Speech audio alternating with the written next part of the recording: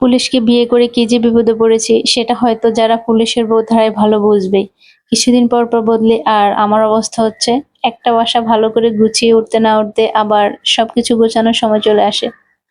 একটা নতুন জায়গা গিয়ে প্রথমে কত শখ করে ভাবি এই জিনিসটা এখানে রাখবো, ওই রুমটা এভাবে সাজাবো, একটু একটু করে নিজের মতো করে ঘরটা সুন্দর করে তুলবো।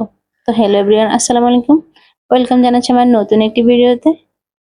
কি আর করার, ঘর গোছাতে গোছাতে একদিন খবর চলে আসে আবার বদলি। তখন মনে হয় এই ঘরটা কি আমি সাজালাম নাকি শুধু বাক্স পাটরা গোছানোর প্র্যাকটিস করলাম। আর সবচেয়ে বড় সমস্যা হচ্ছে ফার্নিচার বারবার বাসার পরিবর্তন করতে করতে ফার্নিচার গুলো অনেক বেশি নষ্ট হয়ে যায়। এক বাসা থেকে আরেক বাসায় নিয়ে যাওয়া, আবার খুলে ফেলা, আবার লাগানো, সব মিলিয়ে অনেক অবস্থা খারাপ হয়ে যায়। শেষ পর্যন্ত খুব বেশি ভারী বা ভালো কোনো ফার্নিচার রাখার সাহসই হয় না। আগে কিন্তু ভাবতাম কোয়ার্টার মানে অনেক সুন্দর একটা ব্যবস্থা, জামাইকে কতবার বলতাম আমরা কোয়ার্টারে থাকবো, নিজের মতো করে থাকবো, বাসা ভাড়া দেওয়া ঝামেলাই থাকবে না। তখন তো আমি পাবলিক বাসায় থাকতাম, তাই মনে হতো কোয়ার্টার পেলে বুঝি জীবন একদম আরাম। কিন্তু মানুষ না থাকলে কোনো জায়গায় আসল অবস্থা বোঝা যায় না। এখন কোয়ার্টারে এসে বুঝতে পারছি আসলে ব্যাপারটা কি। রুমগুলো ছোট, পরিবেশও সব জায়গায় তেমন সুন্দর না। নিজের পছন্দ মতো রুম সাজানো খুব একটা সুযোগ থাকে না। একটা জিনিস এখানে রাখলে পরে দেখি অন্য জায়গায় বদলি হলে সেটা আর ঠিক মতো ব্যবহার করাই যাচ্ছে না।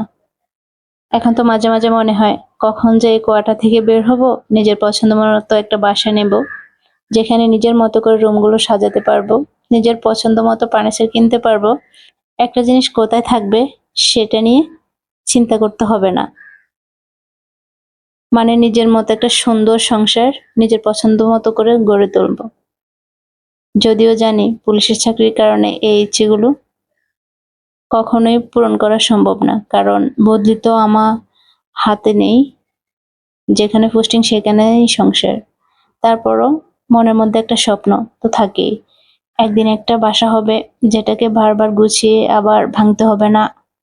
একটা ঘর সুন্দর করে সাজাবো আর অনেকদিন পরে সেই ঘরটা একই রকম থাকবে। আজকে যেমন অনেক দিনের একটা স্বপ্ন পূরণ হলো। অনেকদিন ধরে ভাবছিলাম বাসার জন্য একটা খাট কিনবো, কিন্তু আসলে চাইলেই তো আর সবকিছু একসাথে কেনা হয় না। সংসারে কত কিছুই থাকে, একটার পর একটা প্রয়োজন আসে আর নিজের শখের জিনিসগুলো পিছিয়ে যায়। অবশেষে আজকে সেই খাটটি নিয়ে আসলাম। খাটটা যখন বাসায় আসলো তখন আমার মনে হলো এবার আমরা নিজেই ফিটিং করে ফেলবো। আমি ভাবলাম খুব একটা কঠিন কি আর কাজ, আমরা দুজনে মিলে একটু চেষ্টা করলে হয়তো বা হয়ে যাবে। কিন্তু খাট নিয়ে আসা আঙ্কেলটা আমাকে দেখে বললেন আপনারা পারবেন না, আমি ফিটিং করে দিচ্ছি। আঙ্কেলটা কিন্তু অনেক বেশি ভালো ছিল আর কি। আমি মনে মনে বললাম ঠিক আছে ভাই, আপনি লাগিয়ে দেন। কারণ সত্যি কথা বলতে কি, ফার্নিচার লাগানোর ব্যাপার আমাদের আত্মবিশ্বাসটা অনেক বেশি থাকলেও কিন্তু বাস্তব অভিজ্ঞতা একটু কম, তাই না? তারপর উনি সুন্দর করে খাটটা ফিটিং করে দিলেন আর আমি দাঁড়িয়ে দাঁড়িয়ে দেখলাম। ভাবলাম নিজে করতে গেলে হয়তো আজ খাটটা লাগানোর বদলে আমরা দুজন মিলে সংসারের নতুন একটা ঝামেলায় তৈরি করে ফেলতাম। যাই হোক, তো খাটটা যখন সুন্দর করে দাঁড়িয়ে গেল সত্যি দেখতে তখন অনেক বেশি ভালো লেগেছিল। ছোট একটা জিনিস কিন্তু এর পেছনে যে কত দিনের অপেক্ষা থাকে সেটা শুধু নিজেরাই জানি। সংসারে সব সময় বড় বড় কিছু পাওয়ার দরকার হয় না। কখনো কখনো অনেক দিনের ছোট্ট একটা ইচ্ছে পূরণ হওয়াটাই অনেক আনন্দের। আজকে তাই খাটটা দেখে আমার খুব ভালো লাগছিল। ভাবছিলাম ওই খাটটাই যেন আমাদের সঙ্গে আর একটা নতুন ঠিকানায় যাবে। আবার কোনো একদিন হয়তো এটাকে খুলতে হবে, গুছিয়ে রাখতে হবে, নতুন বাসায় নিতে হবে। এটা তো আমাদের জীবন। পুলিশের বউ হয়ে একটা আলাদা গল্প আছে। একদিকে স্বামী চাকরির দায়িত্ব, অন্যদিকে সংসার গুছিয়ে রাখা, নতুন জায়গায় গিয়ে আবারও সবকিছু নতুন করে শুরু করা, নতুন পরিবেশ, নতুন বাসা, নতুন প্রতিবেশী, সবকিছুর সঙ্গে মানিয়ে নেওয়া। বিষয়টা বিষয়টা আসলে অনেক বেশি মজার, তাই না?